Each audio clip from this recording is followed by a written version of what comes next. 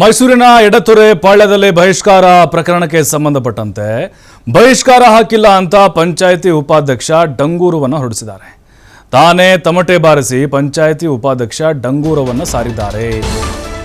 ಮೀನಾಕ್ಷಿ ಮಹಾದೇವ್ಗೆ ಬಹಿಷ್ಕಾರ ಹಾಕಿಲ್ಲ ಅಂತ ಡಂಗೂರವನ್ನು ಹೊಡೆದಿದ್ದಾರೆ. ಬಹಳ ವಿರೋಧಕ್ಕೆ ಕಾರಣ ಆಗಿತ್ತು ಈ ಬಹಿಷ್ಕಾರ ಪ್ರಕರಣ. ಕೋರ್ಟ್ಗೆ ಸಾಕ್ಷಿ ನೀಡಲು ಡಂಗೂರವನ್ನು ಸಾರಿದ್ದಾರೆ. ಎಡತೊರೆ ಮಹೇಶ್ ಬಹಿಷ್ಕಾರ ಹಾಕಿದ್ದಾರೆ ಅಂಥೇಳಿ 3 ತಿಂಗಳ ಹಿಂದೆ ಮೀನಾಕ್ಷಿ ಮತ್ತು ಮಹಾದೇವ್ ದೂರನ್ನು ಕೊಟ್ಟಿದ್ದರು. ದೂರನ್ನು ಸ್ವೀಕರಿಸಿದ ನ್ಯಾಯಾಲಯದಿಂದ ಗ್ರಾಮಸ್ಥರಿಗೆ ನೋಟಿಸ್ ಕೂಡ ಜಾರಿಯಾಗಿತ್ತು. ನಾವು ಬಹಿಷ್ಕಾರ ಹಾಕಿಲ್ಲ ಅಂತ ಹೇಳಿಕೆಯನ್ನು ನೀಡಿದರು ಗ್ರಾಮಸ್ಥರು. ಈ ಬಗ್ಗೆ ಗ್ರಾಮದಲ್ಲಿ ಬಹಿರಂಗ ಪ್ರಚಾರ ಮಾಡಿ ಸಾಕ್ಷಿ ನೀಡಲು ಕೋರ್ಟ್ ತಾಕೀತನ್ನು ಮಾಡಿತ್ತು. ಗ್ರಾಮದಲ್ಲಿ ತಮಟೆ ಹೊಡೆಯಲು ಯಾರೂ ಬಾರದ ಕಾರಣ ತಾನೇ ತಮಟೆಯನ್ನು ಬಾರಿಸಿ ಡಂಗೂರು ಸಾರಿದ್ದಾರೆ ಗ್ರಾಮ ಪಂಚಾಯಿತಿ ಉಪಾಧ್ಯಕ್ಷ ಮಹೇಶ್. ನೋಡ್ತಾ ಇದ್ದೀವಿ, ತಮಟೆ ಬಡಿತಾ ಇದ್ದಾರಲ್ವ, ಅವರೇ ಗ್ರಾಮ ಪಂಚಾಯಿತಿಯ ಉಪಾಧ್ಯಕ್ಷರು ಮಹೇಶು. ಅಂದರೆ ಆ ಕುಟುಂಬಕ್ಕೆ ಅಥವಾ ಆ ಇಬ್ಬರಿಗೇನು ಬಹಿರಂಗವಾಗಿ ಪ್ರಚಾರ ಮಾಡಿ ನೀವು ಸಾಕ್ಷಿಯನ್ನು ಕೊಡಬೇಕು, ಬಹಿಷ್ಕಾರ ಹಾಕಿಲ್ಲ ಅಂತ ಕೋರ್ಟ್ ಸೂಚನೆಯನ್ನು ಕೊಟ್ಟಿದ್ದು. ಅದರ ಪ್ರಕಾರ ಅವರೇ ಡಂಗರ ಸಾರಿದ್ದಾರೆ. ಮೀನಾಕ್ಷಿ ಹಾಗೆ ಮಹಾದೇವ್ ಅವರನ್ನ ಬಹಿಷ್ಕಾರ ಮಾಡಲಾಗಿದೆ ಅನ್ನುವಂಥ ಆರೋಪ ಕೇಳಿಬಂದಿತ್ತು.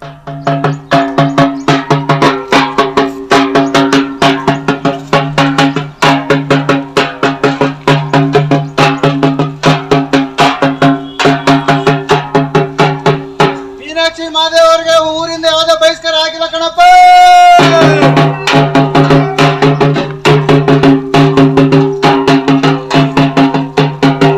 ಮೀನಾಕ್ಷಿ ಮಹಾದೇವ್ ಅವರಿಗೆ ಯಾವುದೇ ಬಹಿಷ್ಕಾರ ಆಗಿಲ್ಲ ಕಣಪ್ಪ.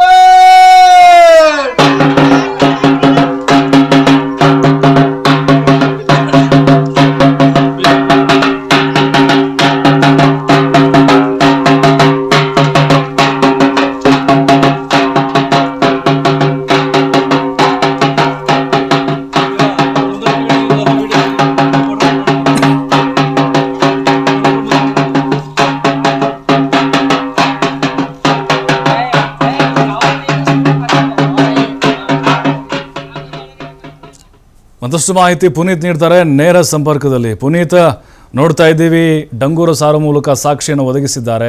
ಒಂದು ಮಹತ್ವವಾದಂಥ ಬೆಳವಣಿಗೆ ಇದು. ನಿಜಕ್ಕೂ ಅಲ್ಲಿ ಬಹಿಷ್ಕಾರ ಹಾಕಿದ್ರೂ ಕೂಡ ಹಾಕದೇ ಇರೋ ಥರ ಅಲ್ಲಿ ಏನಾದರೂ ನಾಟಕ ಸೃಷ್ಟಿ ಮಾಡಲಾಗಿತ್ತಾ? ಈಗ ಕೋರ್ಟ್ ಸೂಚನೆ ಕೊಡ್ತು ಅಂಥೇಳಿ ಈಗ ಅವರು ತಮಟೆ ಬಾರಿಸುವ ಮೂಲಕ ಅದಕ್ಕೆ ಕ್ಲಾರಿಟಿ ಕೊಟ್ಟಿದ್ದಾರಾ? ಈಗ ಸುಖಾಂತ್ಯ ಕಾಣ್ತಾ ಒಂದು ಪ್ರಕರಣ. ಈ ಒಂದು ಘಟನೆಯ ಬಗ್ಗೆ ಈಗ ಏನೆಲ್ಲ ಸ್ಪಷ್ಟೀಕರಣಗಳು ಸಿಗ್ತಾ ಇದೆ ಅಂತ?